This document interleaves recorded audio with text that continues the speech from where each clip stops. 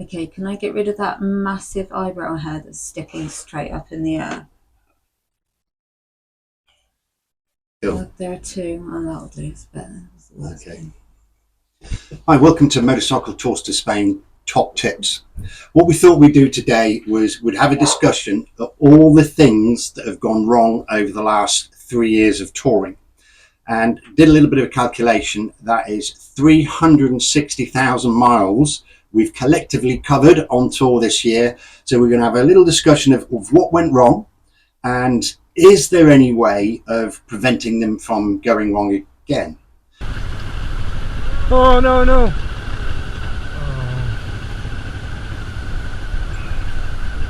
Okay.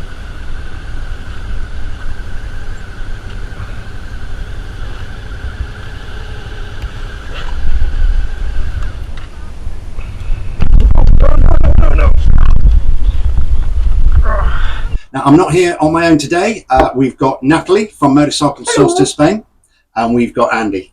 Hi. Both very experienced riders. Can I just cover one thing while we're there of who's Natalie? She's not my daughter, thanks guys for the question. And I get asked that. I'll take it. And she's not my wife either. She's just a mate. We were married, but it was a long, long time ago. So that's that cool. What do you ride, Natalie? I ride an F750 GS. This is difficult for you because you've got a choice. Depends What have which you got in functional. favour I'm actually on the Motor Guzzi Stelvio today? Yes. I And going forward. And maybe going forward. Maybe going forward. Yes. Other than that, it's the Triumph 1200 GT Pro. And you've done quite a bit of touring in your career? A lot. Like how much? A very lot. You're not going to give your age away now. Probably about 150,000 miles touring. And track days as well? Track days. Your touring history? Started when we lived in Spain, my touring history. Travelled all around the south because, of course, you've got to if you live down there. And then big break, then back when we came back to the UK, and then started again about 15 years ago. I started touring again, and we moved on to the north of Spain as well as the south. We did indeed. So, right, what we're going to do is look at the things that have gone wrong, starting with the most common, what do we call it, foible, mishap? Mishap, the most common. Because nothing ever really goes wrong. It only really goes wrong if you can't put it right. This is true, yeah. So they're challenges. Challenges, Let's incidences. Challenges. And the most common one is? Falling off. No. Drops. Bike drops. That's bike what I drops. meant. Yes, bike drops. Can they be avoided? Have you dropped your bike on tour? Many times. Have you dropped your bike on tour? Yes, twice this year. It happens. It happens. Yeah, happens to everyone. Do you think there's a common reason behind this? Yes. Andy's got a yes. What do you think? No, because each one of mine has been different. I think there might be a little theme. Yeah? I don't know if you've realised it, but I think there might be a little theme. Yeah. Go on, Go Andy. for it. One of the themes is we all gather into the fuel station to get fuel. You put your fuel in your bike, and then you want to rush it because you know you've got somebody else waiting behind you. That's true. That's happened to me. You're feeling under pressure, perceived I fired pressure. it up, forgot it was in gear, boom, down she went. Yeah. That was me. And the bike on top. Another one is on the ferry. Come down onto the ferry and you're perfectly capable of riding the bike, but the crew may be forcing you forward. You've got a queue of people behind you and you put yourself under perceived pressure. Those great big lumps on the floor. You're worried about those as well? Yeah. But you can drop a bike just because your foot slips on sand or diesel, or you put your foot on some grass and it's not grass, there's a big hole there. Yeah. We haven't had any injuries from bike drops. Can you think of any injuries on bike drops? Not serious Not injuries, no. Bruises. A few Bruised scratches. egos. bruised egos, yeah. A few scratched panniers, broken brake lever. Oh yeah, I broke a brake lever. Yeah, wanted. What? Not a brake lever, no. I broke the brake cable, wasn't it? No, the foot brake. The foot brake came Foot out lever. aligned. Yeah, not the hand lever, the foot brake. Yeah, it came out of line and your rear brake didn't work. That's right. But we soon fixed Yeah. that. Twice this year, 2026, we've had bike drops where they've parked the bike, got off it, one walked away, and then poof, down it went. And the other lad was at a garage, and he walked round the back to get into the top box, and down it went. Yeah. Because it wasn't quite at that angle. Right. It was a little bit upright. Or if it's not been left in gear. That's another one. Another one. But then that can cause a bike drop. That happened to me. So I put it in gear because we were in a petrol station. It looked slippery. There was something on the ground, left it in gear. And I forgot it was in gear when I fired it up. Let the clutch out too I quick. dumped the clutch and Lunged. boom. So, yeah. It just these things happen. It doesn't happen every tour. We go plenty of tours and nobody drops a bike. But then you can have 3 or 4 on one tour. And I'll say, you shouldn't get too upset about it, but oh my goodness, I get really upset about it. You shouldn't. No one cares. No one cares. I know. Bike drops. Sometimes you can't do anything about it. So are we going to just say that try not to let yourself be put under pressure?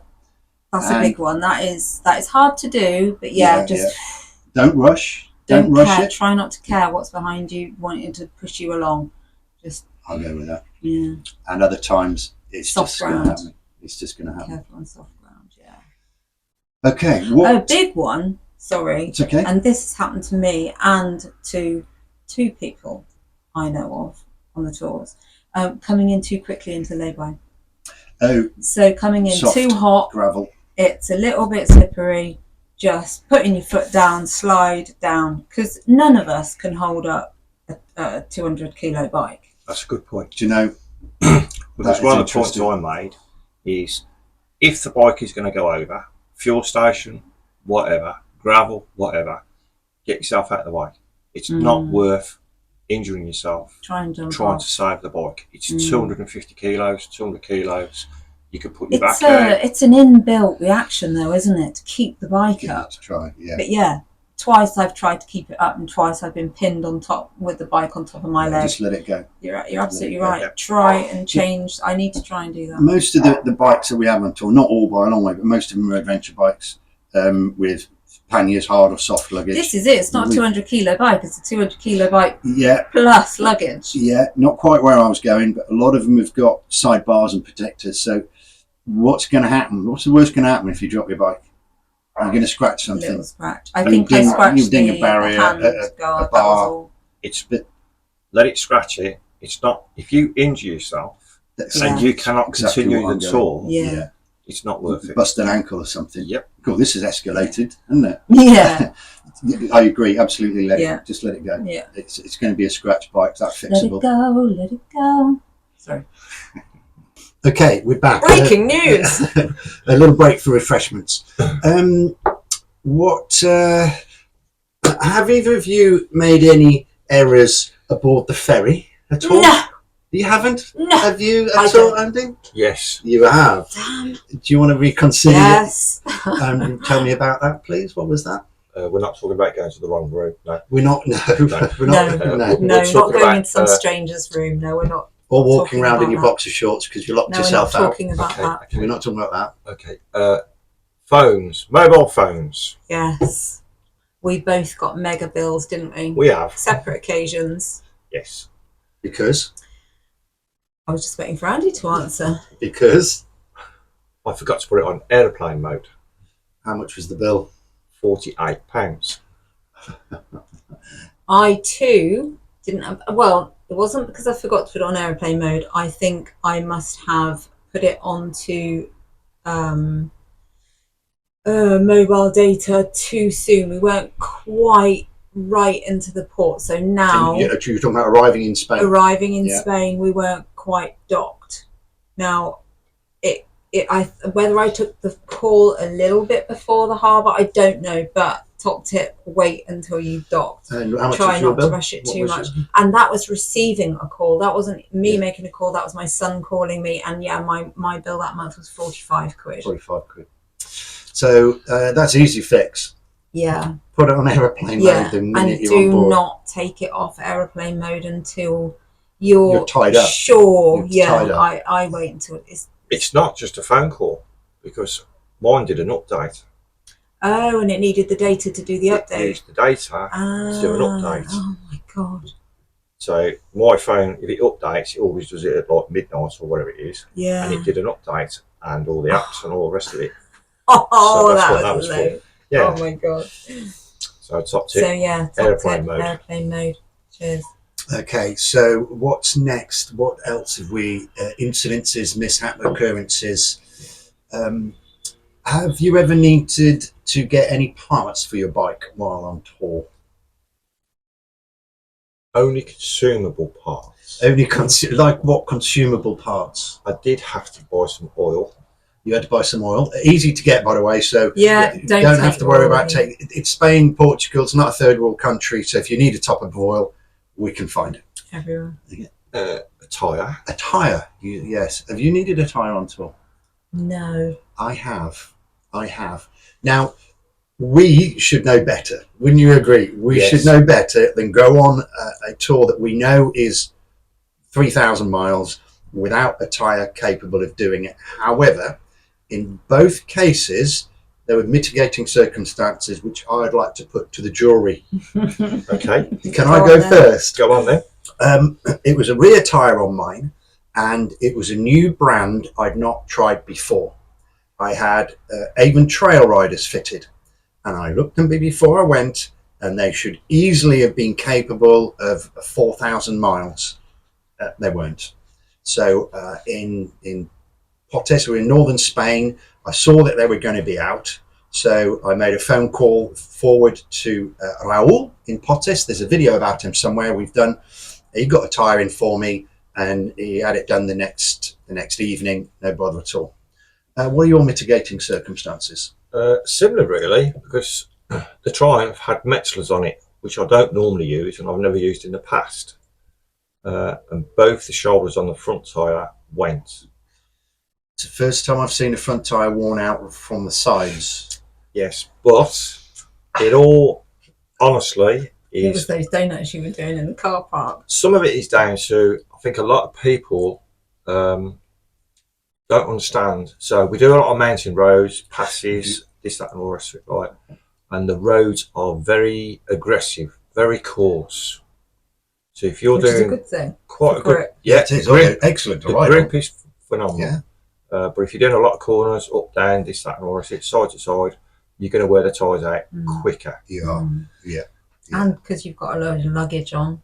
Extra The weight, weight, especially if you're camping. yeah, going And downhill, you use a lot mountains. more braking. Yeah. So yeah, They so wear faster than you think. I've often changed tyres well early, knowing that they're not going to make the tour. And you see a lot in social media, people will say, do you think I should change my tyres? Do you think If you're not sure, it they change need them. changing. Yeah. Because if you were to wear your tyre out and it's a Saturday, you might not be able to get one till the Monday, and you just wasted a day. Or you're going to ride with an illegal tyre. We've had some people come back to the UK with illegal tyres, and I wouldn't recommend doing this. no, definitely not. Because So it's Weather just- can change. Yeah.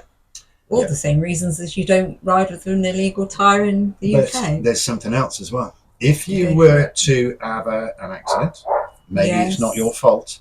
It That could mitigate your insurance. It could invalidate your insurance. In the small print, it will say you have to have a fit and serviceable bike. Correct. Is Yes. that the terminology? It Something is. like that. Yeah. So if you've got ball tyres, the insurance assessor comes out and you're not getting paid out quite possibly. So just put new tyres on it. I just think, one of the things, if you're going on a tour, apart from Devil's Breath, most of them are about 2,000 miles, plus your distance travelling to the ferry, from the ferry back home. Look at what you've got. It's not worth it. Just go and put a new set of tyres on. Yeah, I 2 years ago, I had a phone call from the dealer saying, "Are you sure you want a rear tyre on this? Because there's nothing wrong with the old one." And I went, "Yeah, I've got back to You back had back to tours, back. back One to of them back was Devil's tours." Breath, which was I had 3,000 miles. 5,500 miles to do, so I said, just change them out. Which brings on to another thing we had this year on the Devil's Breath. There was a bike on tour, and they came to me and said, "Ollie, my front pads are knackered." So I had a look, and I said, "Well, what we should do is monitor how your pads are wearing out." And they said, "I've been doing that for the last week, and they're wearing out twice as fast as what I'm used to." And this is again down to the weight we're carrying and the mountain roads that you've mentioned. So we needed to get a new set of pads. Now, we're not judging anybody here, because ordinarily the pads would last. Absolutely, you'd expect them to last. But they were bang on it. They were looking, they were checking their bike, and they noticed it was going down. So we estimated they'd got about 1,000 miles left. You looked at them as well, didn't you? Yeah. We thought they've got about 1,000 miles left on them. But the trouble is, they'd still got 1,500 miles to get home. Yeah. So Vicente was with us. Our Spanish fixer was there. He made a few phone calls, and he had a set of pads delivered for the next evening. We were going to Alcañiz. So when we got to Alcañiz the next afternoon, set of pads waiting, €54 for a set of front pads, and you fitted him. Yes. You fitted him. How long did it take?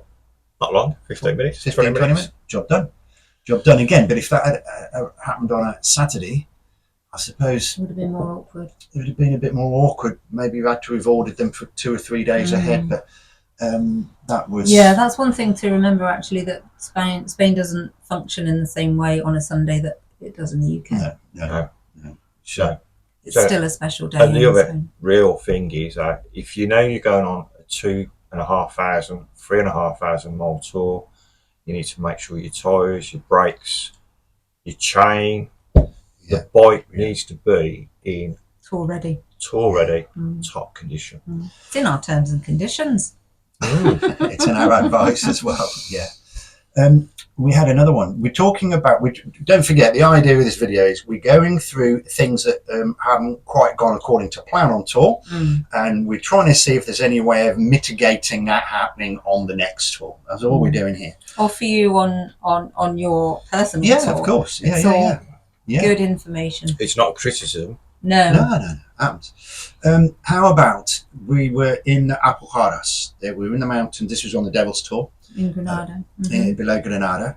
And coming out of the campsite, we'd got about half an hour of just pure downhill. Left, right, right the way down to the bottom. So we'd set off. I think you had gone ahead. Then there was me and a couple of riders behind me. I got to the bottom, waited at a T-junction, and I'm missing some riders. Eventually, one of them came and said, "Bike's stuck up or halfway up the hill, brakes had gone. This is not what you want when you're coming down a mountain."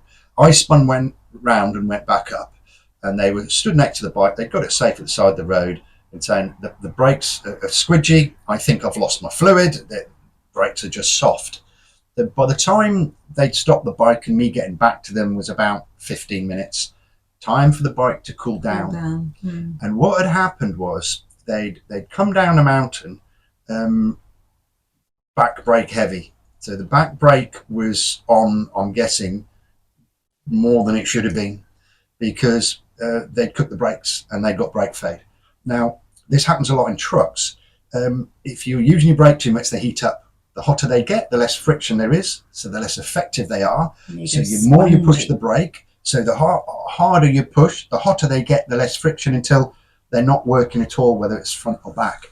By the time I got there, it cooled down, and it was fine for the rest of the tour. And another lad mentioned he'd got brake fade. Now, I've never had it on a bike. I've had it in a truck, but I've never happened to me. Never had it. Never happened to me. No. So that brings us on to...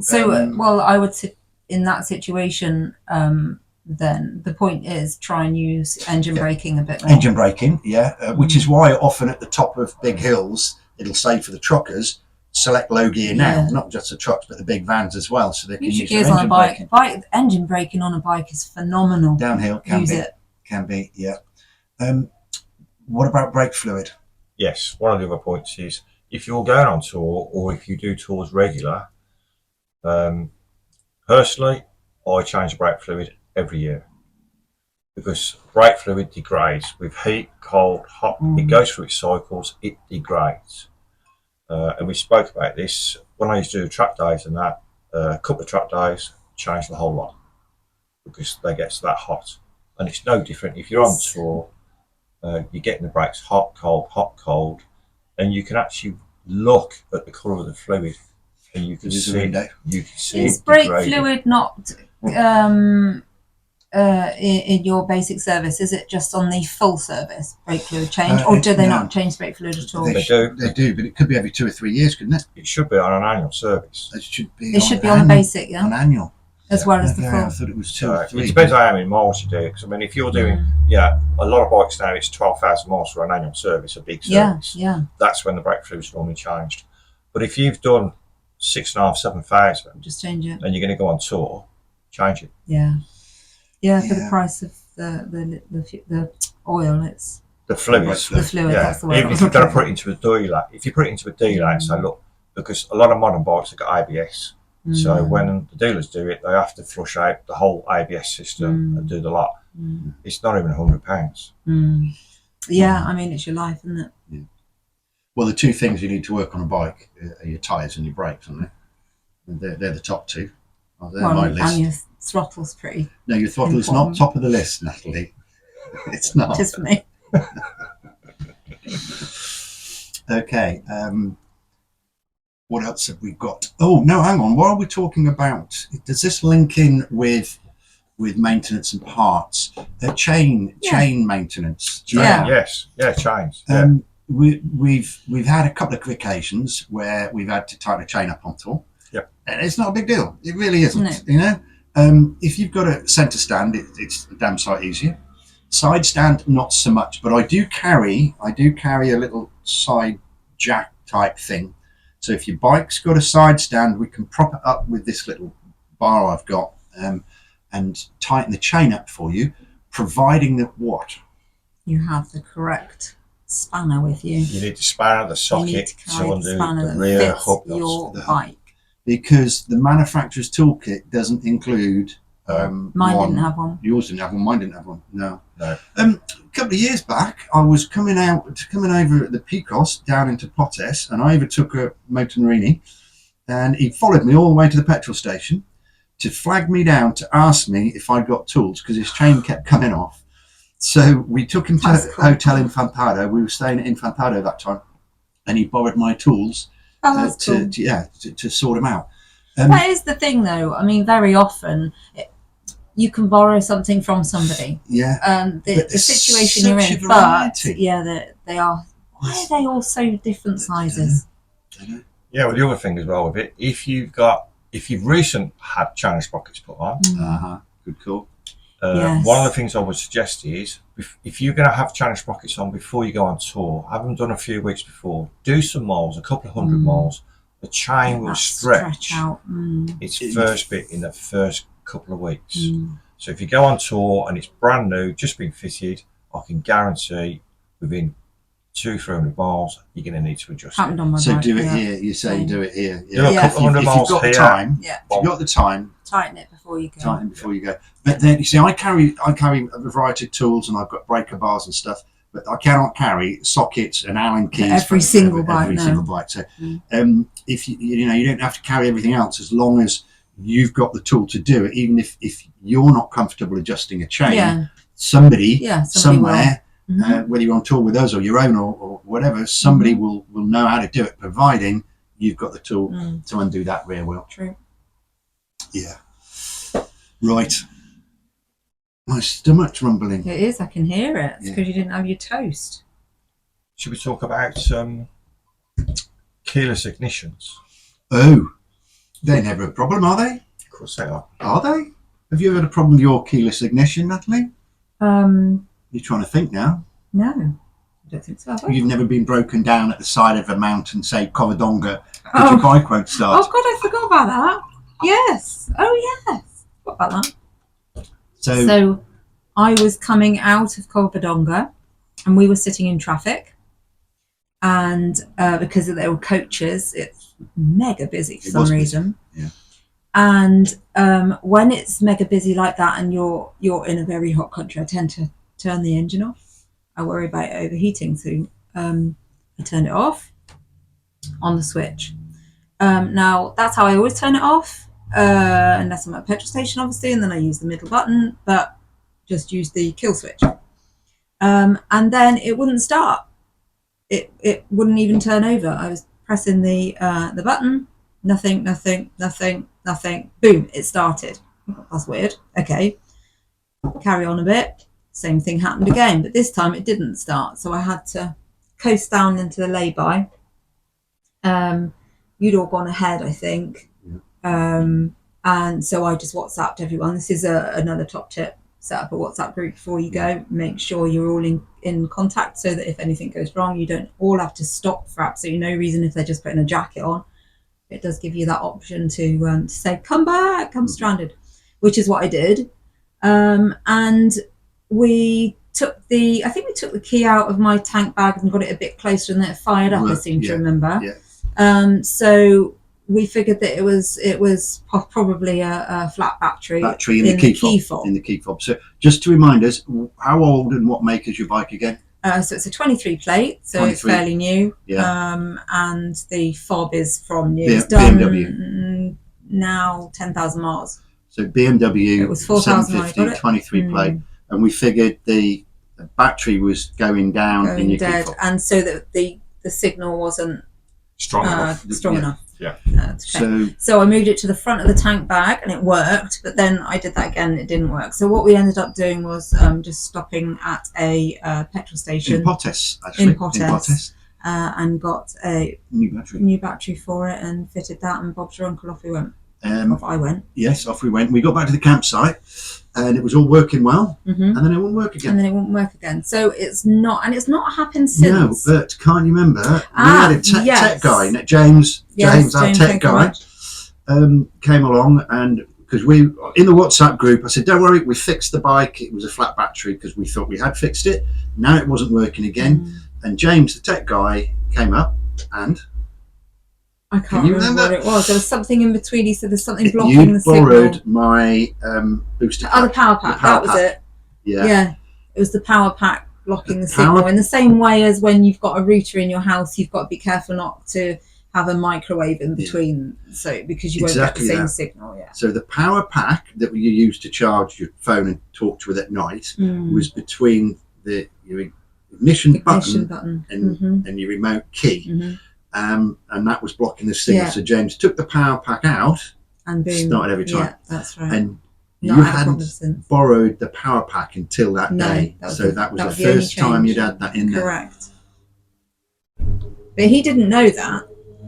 So he just came up with that.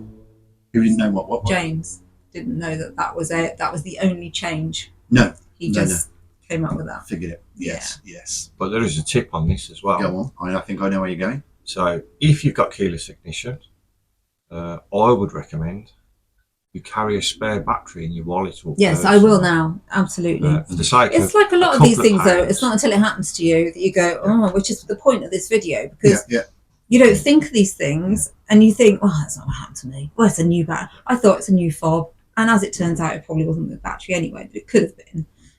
But yeah, have spares. Yeah, because I mean, if you're on a camping tour, people don't realise they're hanging their keys up at home or wherever. But when you're camping, when it chills at night, that doesn't do the batteries any good either. Right, okay. So just that's why the fluctuation temperature. Just carry a spare. For the sake we carry spare keys on for always carry spare keys. Yeah. For what? Proper bikes. Oh, proper bikes. Yeah. Oh, I see. Your bike is a proper bike and mine's not. That's what we're getting at. Oh dear. Very good. Moving on.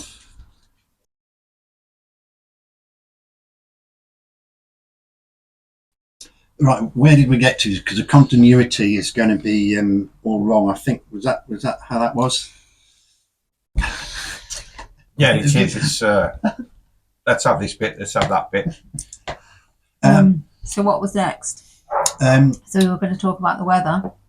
We're going to talk about I know weather. sat navs The sat nav. So first. the focus is though what's gone wrong and what challenges have we had? What challenges, not what's gone wrong. What challenges have we had? And is it people getting lost or taking the wrong turn? But I think we've just got to preempt that with, yes, we are doing guided tours, and we're supplying routes to people with pins that show them the viewpoints and the coffee and lunch. But it doesn't necessarily mean we're all riding in a line 50 yards apart. We do, sometimes we do, but you don't have to, because we have our philosophy, which is ride your own ride. You know, if somebody wants to ride quicker than me, you're more than welcome to, overtake me and go. Equally, if somebody wants to ride slowly and take a photo of a church that I've not stopped at, they can stop and take that picture of the church or the bucket or the swan or whatever it is. Which is where the WhatsApp group comes in again. The WhatsApp group comes in on there. And this is why we do these routes. So there is a briefing in the morning. Every morning we do a briefing. Sometimes it's only a minute. Also, every morning I'll share in the WhatsApp group again, I will share the location of that evening's accommodation, be it a hotel or campsite. So worst comes to the worst, you could just follow that on Google Maps. Hopefully you won't, because you want to do the route we've got planned. So we do encourage everybody to be able to navigate themselves. And it's a bit surprising the amount that can't or haven't practiced it, shall we say. I think with the or just weren't prepared for it. Maybe that's another so way we've changed it slightly in that we actually mention it a lot in our WhatsApp we do, group before and we mention it again now. Away. Yeah, you will get so much more out the route, because if you want to start earlier, you can. If you want to start later, you can. Or if you have one of the incidents we talked about, maybe you've had to stop somewhere and get a tyre or a set of pads, or you're just not feeling up for it that day, you want to be able to leave later and catch us up, which means you need to nav. There's so many solutions out there, from Garmin, Zumo to TomToms. Calimoto, some people use. Calimoto on your Waze, MRA on your phone, to all the cheap CarPlay devices out there now. And I've reviewed one, I'm reviewing another one now, and they're not a lot of money. No. The area some people struggle with is particularly if we have to change a route. This happened on the Devil's Breath because the road closure around Sierra Stella. So I put a new route in and I shared it in the WhatsApp group, and practice uploading that into whatever system you're using. So you can follow it. Other times I'll change a route because of peer pressure. On the Devil's Tour, I don't know how we got onto the conversation, but the idea came up of crossing over into France, over the High Pyrenees, doing a bit of France and crossing back again over the High Pyrenees. So we did that. So we share routes for that, So practice with your sat-nav. Learn as well, if you can, in the UK, how to skip a pin. Because what often happens is people's navigational device, sat-nav or whatever, is trying to turn them round to go back to a pin because they've missed it. Not missed it because they've got lost, because sometimes you put a pin in on the road, but a navigational device will put it 4 or 5 meters to the side of the road. That's a really good point, actually, on that same thread, is that you may be given exactly the same route between you as a group, or if you come on our tours, you'll be given the exact same route, and depending on your device, it may upload it very slightly different. It will take you to the right place, but it may just vary very slightly how it gets you there. In a village, it might take you down another road. It might decide that this way's quicker. So our routes work for the Garmin. So that's just a small point, really, is if you are going as a group, just make sure that if somebody takes a detour, you either know that they're following their device because it's slightly different to yours, or they're going the wrong way. So you just need that communication. That's important as well. Don't trust your sat nav. Yeah. Well, I've actually. Yeah, if it feels wrong, Yeah. stop. That's something that a lot of people do. They just keep going. No. They don't stop. No. If you think it's wrong, stop. As early Have as you a can. look. Yeah. Zoom in, zoom out, have a proper look, because the 5 minutes you spend on the side of the road will save you hours having to trek all the way back again, or somebody having to come and fetch you. So Sorry, I've had an instance where I've overtaken a car where the pin is. Okay, so it missed the pin. So it missed the pin and it was trying to turn you around. So then, fortunately, I know how to skip the pin. Yeah. Because as soon within like minutes and minutes Yeah. of passing it, it starts going to the left, to the right, and you look at it and you think, that's not right. So you just think, I've missed the pin. So I just go straight into it, skip the pin. That's another tip about loading sat-navs, your routes, is check that you haven't put a pin right by a junction, because sometimes it can move it very slightly depending on your device, and it can move it off up the junction, so it wants you to turn right up this junction and come back again, when actually you just need to keep going. Yes. But you can have two Garmin Zumos. Natalie's got one, I've got one, in fact Andy's got. We've all got the same device, and sometimes my pin have moved and Natalie's and Andy's haven't, or vice versa. True. So, and it has taken you down a different road before. It took you down a dead end, whereas mine was taking me up onto the dual carriageway. I can't remember I've ever gone the wrong direction on tour. It's usually me. Yeah, it took me up the correct way. Yours took you, unfortunately, the incorrect way. Oh, but, but we ended up, like I say, at the same place. I know what you're talking about now. That was going back to Angusto. Oh, a beautiful ride the way I went. Was it? Yeah, was it's fantastic. Yeah, I'm going to incorporate that on the other tour. Are you? Yeah, I am. Yeah. Really? What, you're going to go up a road and come back down? Yeah. Okay, so sat navs. Listen, practice. There's solutions out there that are inexpensive. In the UK. Yeah. If you've got a sat nav, just set a route to work. If you use your bike on a weekend or something, and you do a route to a calf or something, just put your own route in, and practice makes perfect. And put a pin in the wrong place and skip it on the way. And skip it, skip the pin. Try it. Just learn how your sat nav works, and then you're less stressed out on tour. Right, what have we got? Have we got any? Had any? One more. Sorry, tiny important thing on the sat navs is the CarPlay. Just that doesn't work off satellite; it works off phone data. So if you haven't got a mobile data signal, you will lose your you will use your sat nav. So this was also James' point. Tech guy. Download your routes, so you've got offline routes. So you don't need to rely on a signal, although that still didn't work for one of our guests. It still was playing about, but it is something to remember. I do have, and I haven't got them with me, but if you are thinking of getting a Gucci or Car Per Ride, I do have discount codes for them, 30% off a Car Per Ride. Another top tip that the tech guy James said the other day, I believe Car Per Ride have now come out with a CarPlay system. It's got its own SIM card or something, so it's using its own data, really? not your phone's. Oh, interesting. Because while we're on there, then if we expand this a bit more, who's had a phone pack up while we're out there? No, but you have. I've had it. Has yours had a okay? The other overheating is on the the biggest GS. problem. Phones overheating, particularly if they're in a case. Mine wouldn't charge once because it got wet. The phone was fine. I mean, it's an iPhone.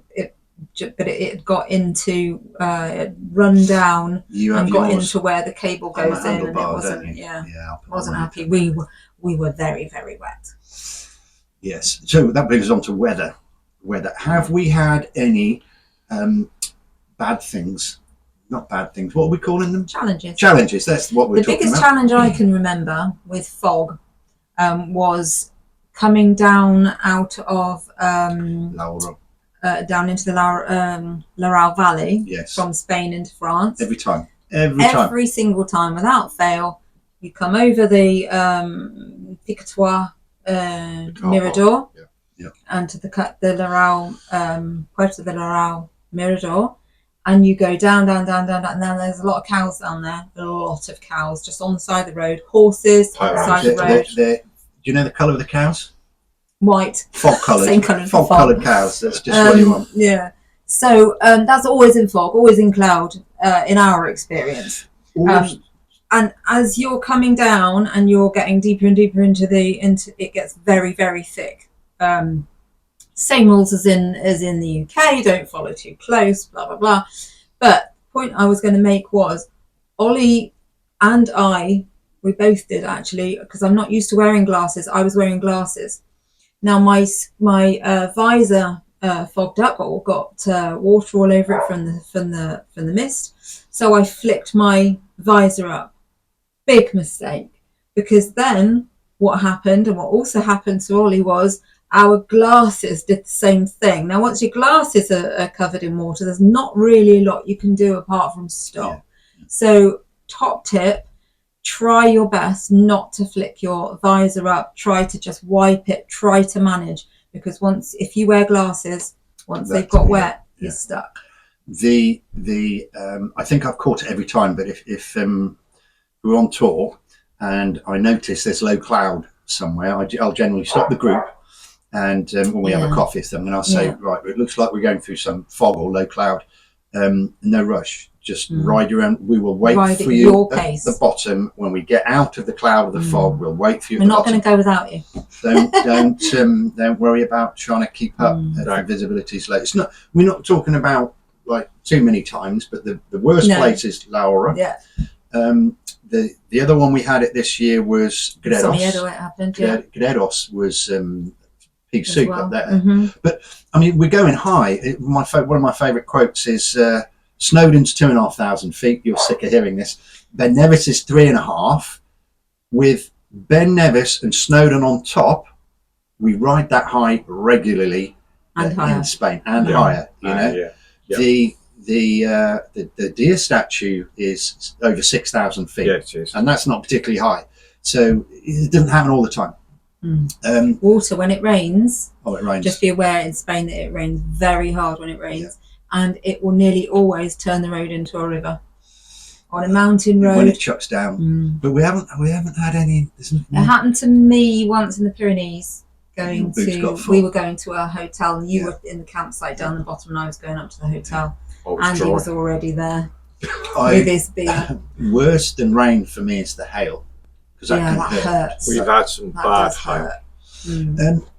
Andy, you sold your GS recently, didn't you? I did, yes. Yeah. You had a nice little pink sticker on the front bit of plastic, didn't you? There was a pink sticker on the front. Would you mind sharing what was behind that pink sticker? So last year we had a hailstorm. We did. And it was a real hailstorm. And the hail came down that hard, it went through the beak on the GS. To the hole through the beak. It is, yeah. So, yeah. Wow. Well, we've seen, when we lived in the south, we've seen hailstones bigger than golf balls. They've dented so many cars. I suppose because we're making this in 2026, we've just had the heat wave, we've got to talk about heat. Yeah. Yes. We haven't got time, because this video is going to be long enough already, to talk about how to keep cool. I will do that in a separate video. We did have one guy go down with heat stroke. But it wasn't in this heat wave. Actually, it was about 26 3 degrees years ago. 26 degrees.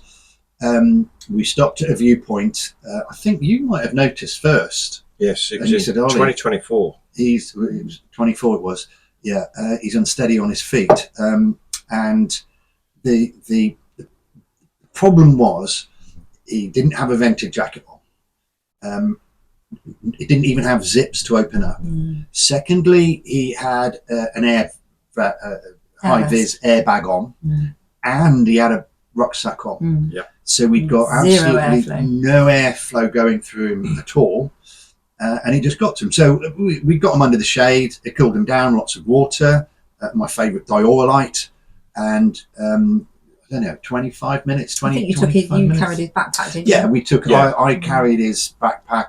One of my mates asked him politely to take his air vest off. Took his air vest, and he rode unzipped for a little while. But then we climbed up to the viewpoint on the way to Sommiera, where we had to turn around this year because the road closes. And he cooled down. He's absolutely fine. But the airflow in the heat. Yeah, people underestimate how warm it can be. That you need to keep yourself dehydrated. Dehydrated. You don't want to keep yourself dehydrated. No. Hydrated. And the other thing as well, which is a good one, is Ollie used to have them. I've got them now, and I have used them this year. Is Dora lights.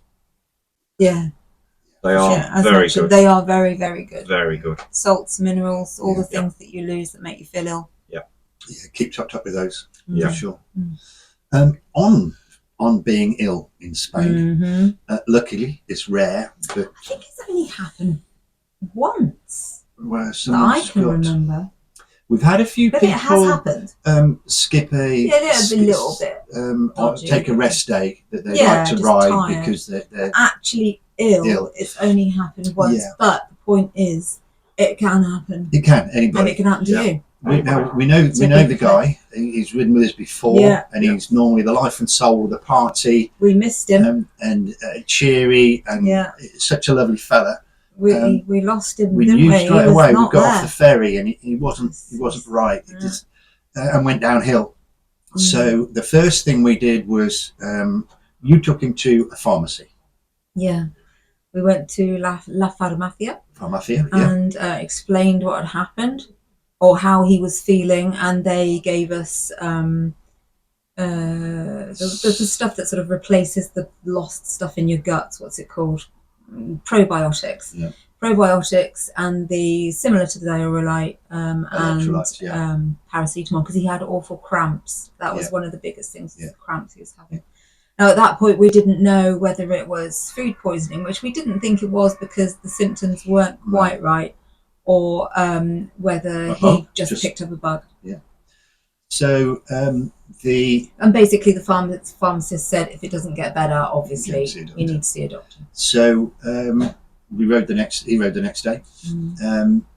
Quite often when we're on tour and we're going from A to B, we're not going in a straight line at all. Quite often we'll do a wiggle round like this. So I offered to, because he still wasn't very well, to go the direct route with him, and you take the other lads on the loopy bit. No, he was fine. So we did the full bit, and then the next day he says, "Ollie, I need to see a doctor." Yeah. So we did the short bit, and you carried on. Yeah. So we went to we were in Alcañiz. Yeah, and we asked in the hotel where you did. Yeah. So the choices were to go and see a doctor, were do what you do in the UK, go to a hospital, go and see A&E, go to a local doctor and show your GHIC card, or you can go private. And when we say go private in the UK, generally we think thousands. Yeah. So condense this down a bit. We went to see a private doctor. We got a taxi there, which was €5. Went to see. Seems straight away. I mean, it was like in half an hour. Yeah, we phoned them up, and in actual fact, I got the concierge in the hotel to phone them up. And when we got in the taxi knew where we were going. When we got to the doctors were expecting us. Then we filled in the forms. We went in to see the pre-med, I suppose you call it, the nurse, weight, height, listen to triage. Kind of triage, yeah. And then we went to see a real doctor, a full doctor. The doctor. He had 2 drips put into him, and also 2 buckets full of blood. Because he hadn't eaten for... No, I hadn't eaten for days. So they took these blood out, and I'm thinking, well, I'm going to have to phone up in 4 days to get the results for the blood tests now. Now, this was all in Spanish. I managed okay. I haven't got medical Spanish, but I managed okay translating. Could have done it with Google Translate if you wanted. Now, this visit to the doctor, the triage, the doctor, the 2 drips, the blood tests, the results for the blood tests were back within 20 minutes, €135. That's it. €135 for all of that. Couldn't believe it. We got a prescription. We were in and out within 45 minutes. Took a little wire line on the bed for the drip to go in. And you felt so much better straight away. so quickly, didn't we got a taxi to a pharmacy, and he got 3 big bags of pills, and that was €12 for the prescription. And he picked up. He really did. Within hours. It was incredible. Took a day and a half, 2 days for him to get. Considering he was really ill. Yeah. So the upshot of this is, I can't remember what it turned out to be. Don't wait till you get home. Oh my God, I can't go and face sitting in Spanish A&E. You don't have to out there. It's options. They've got these doctors, and it was €135, not pounds, €135 for the consultation, the drips, the blood test, the blood results. Incredible. And they were super efficient. Oh, they were lovely, really friendly in there. Yeah. I think, have we covered everything that's gone bad? It's not gone bad. What is it? Challenges. Challenges. The challenges and incidences. Challenges which have been resolved. I think that this video is long enough now. I think we best call it quits. Yeah. I think we're done. So, in the comment section, guys. Yeah, if you've got any comments, any other tips, likes and thumbs up, please. Subscribe. Don't forget, we're not monetized, by the way. This is still no monetization on this. We just do this to share the top tips with you. Yeah. So thanks for watching. Ride cool. Ride safe. Ride Spain. Bye. Bye bye. Ride cool.